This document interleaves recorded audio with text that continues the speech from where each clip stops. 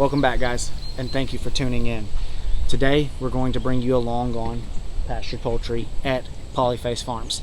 We hope you guys enjoy. Stick with us until the end of the video, where we're going to update you on what we've got going on at CNC Farms.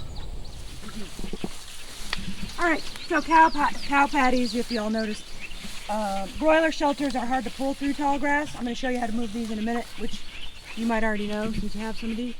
But these are hard to pull through tall grass, and broilers don't like to walk through tall grass. So periodically we bring the cows over from wherever they are in order to mow the grass to make it easier for us to move these. So that's why there are some cow patties here, because recently, believe it or not, the cows were here to mow the grass. Okay, so this is our broiler operation. Meat chickens. Everybody, has everybody raised meat chickens? We just use our meat for ourselves, but they sell theirs. Yeah, we do we ours. didn't do broilers. We did like dual purpose. Yeah. Oh, okay. So we use the same breed that the conventional industry uses. This is the Cornish cross hybrid. They go from baby chick to on your plate in just 8 weeks.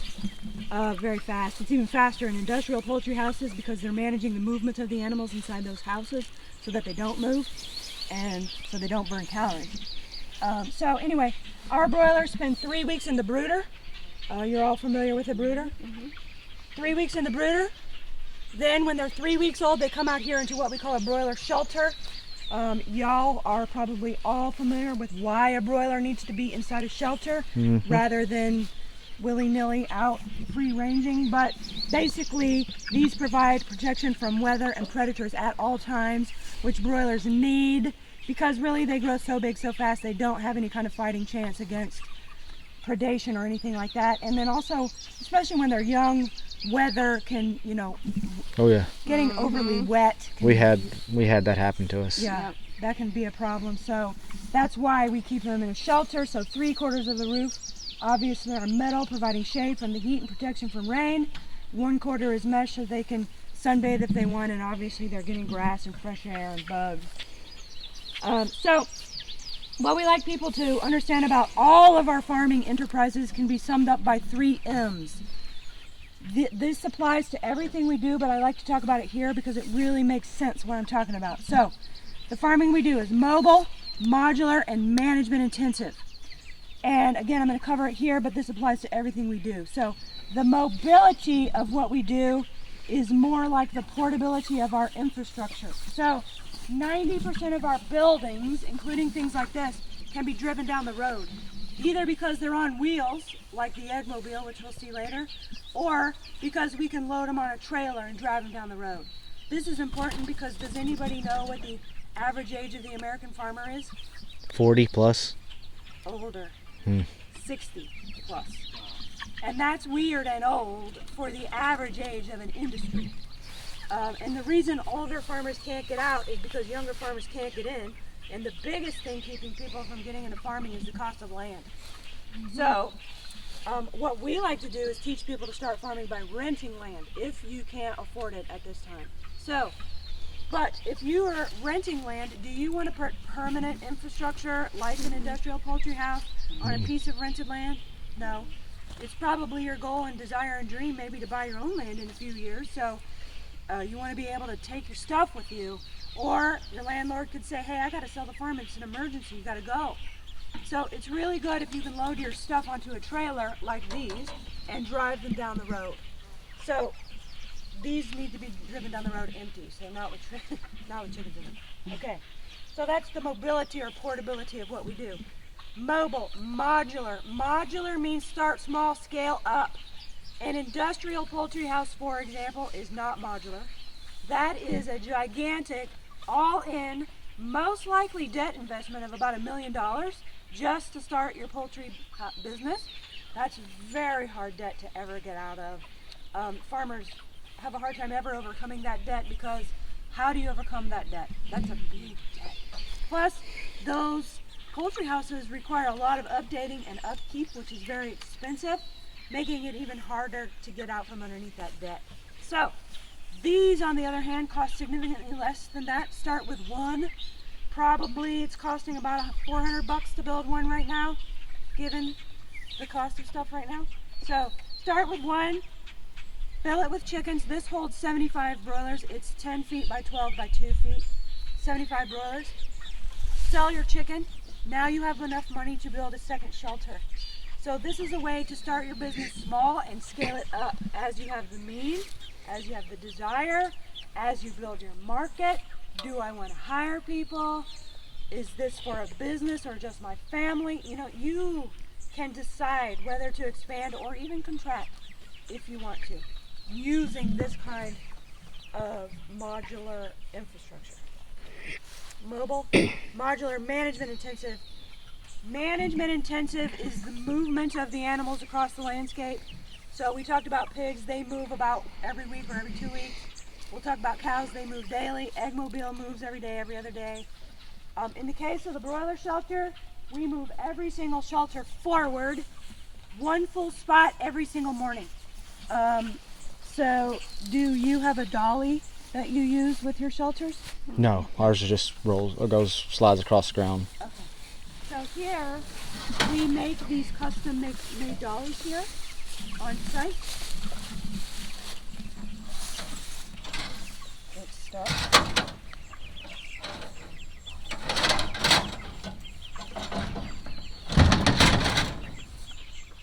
Alright, it's not moving time, so I'm just going to kind of alert them to the fact that I'm going to demonstrate this.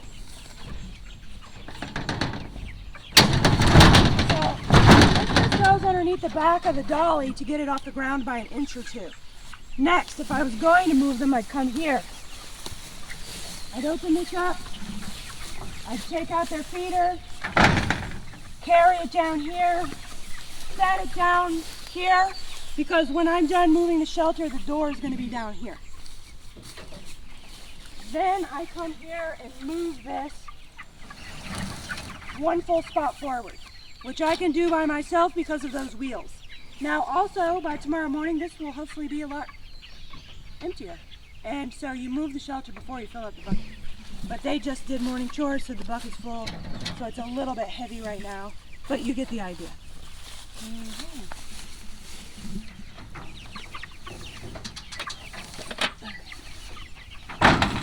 Okay, then once it's moved, one full spot forward, then I'd come here and I'd take out the dolly, like so. And I would take this to the next shelter, put it under, move that one full spot forward, and so on and so forth until I've moved them all one full spot forward. The goal of this movement and all of our movement is to keep pathogenicity low. The broiler in particular has a juvenile immune system. They only live to be 8 weeks old. So we do everything we can to give them a healthy, clean environment without, keeping them healthy without the use of any kind of pharmaceutical or anything like that. So after I move them all forward, then I would fill up their water buckets. So water is provided in that cow tank right there.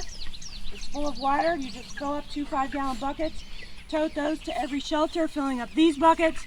Then water drains by gravity down the tube into the red bell drinker. Then I would fill up their feeder and put it back in. Feed is kept in the big metal bins there. Those bins, we use those bins, those are just old oil or gas tanks. Because when they're empty, you can just turn them on their side and push them down the field. Okay. So when the Salations started this farm, they didn't have tractors and all that kind of expensive equipment.